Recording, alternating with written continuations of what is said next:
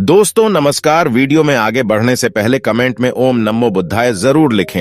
एक बार एक भिखारी अपने जीवन से परेशान हो चुका था, क्योंकि उसे अपने जीवन को चलाने के लिए भीख मांगना पड़ता था। उसे हर एक चीज के लिए भीख मांगना पड़ता था। इसी बात को लेकर वह दुखी रहता और दिन भर यही सोचता कि उसकी जीवन में बदलाव कैसे आएगा। यह सोचकर वह निराश हो जाता। वह हर दिन देखता कि बहुत सारे लोग निराश होकर, आंखों में आंसू लिए लोग और विभिन्न चिंताओं से परेशान लोग गौतम बुद्ध की तरफ जाते और वापस लौटते समय वे लोग बहुत ही खुश होते थे। वह भिखारी यह नहीं समझ पा रहा था कि गौतम बुद्ध उनके साथ ऐसा क्या करते थे कि वे बेहद खुश हो जाते थे। वापस लौटते हुए लोगों के हाथों में ना तो ढेर सारे पैसे होते थे, ना ही सोने चांदी, तो फिर ऐसा क्या होता था कि लोग बुद्ध के पास से लौटते वक्त इतना खुश होते थे। यह सब सोचकर वह भिखारी भी निर्णय लिया कि वह भी महात्मा बुद्ध के पास जाएगा और देखेगा कि ऐसा वहां क्या हो रहा है कि दुखी लोग उनके पास जाकर खुश हो जाते हैं। वह बुद्ध से मिलने के लिए उनके पास चल पड़ा। जहां बुद्ध मौजूद थे वहां बहुत लंबी कतार लगी थी, तो वह भिखारी भी कतार में लग गया। कतार में लगकर वह अपनी बारी का इंतजार करने लगा। देखते ही देखते उसकी बारी आई और उसने बुद्ध से कहा, बुद्ध, मैं बहुत ही गरीब हूं, मेरे पास कुछ भी नहीं है।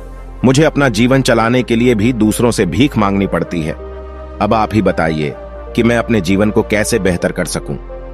यह सब सुनकर बुद्ध ने कहा, तुम गरीब नहीं हो।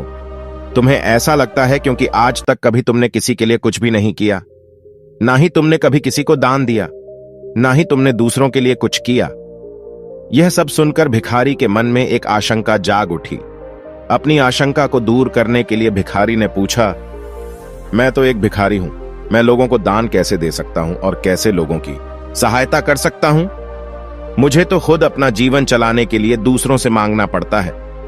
यह सब सुनने के बाद गौतम बुद्ध थोड़ी देर चुप रहे और फिर उसे बोले, तुम्हारे पास हाथ है जिससे तुम लोगों की सेवा में लगा सकते हो और दूसरों का भला कर सकते हो। इसके अलावा तुम्हारे पास मुंह है जिससे तुम लोगों से अच्छी अच्छी बातें कर सकते हो और दूसरों का हौसला बढ़ा सकते हो। ये सब करके भी तुम दूसरों की सहायता कर सकते हो। जरूरी नहीं कि दान सिर्फ पैसों से किया जाए।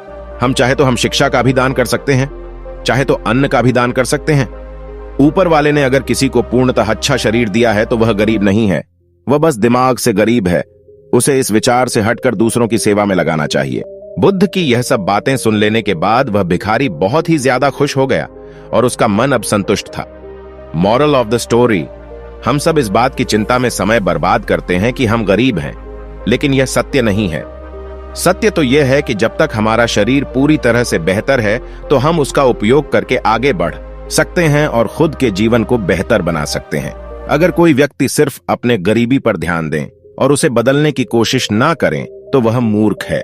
इसके अलावा हमें इस कहानी से यह भी सीख मिलती है कि दान सिर्फ धन का ही नहीं, शिक्षा, भोजन, अच्छे विचार आदि का भी किया जाना जरूरी है। अगर आपके पास धन नहीं है तो आप शिक्षा का दान कर सकते हैं या फिर आप दूसरों के लिए अच्छे विचारों का भी दान कर सकते हैं।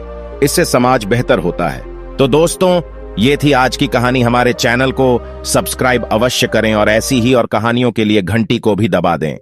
धन्यवाद दोस्तों।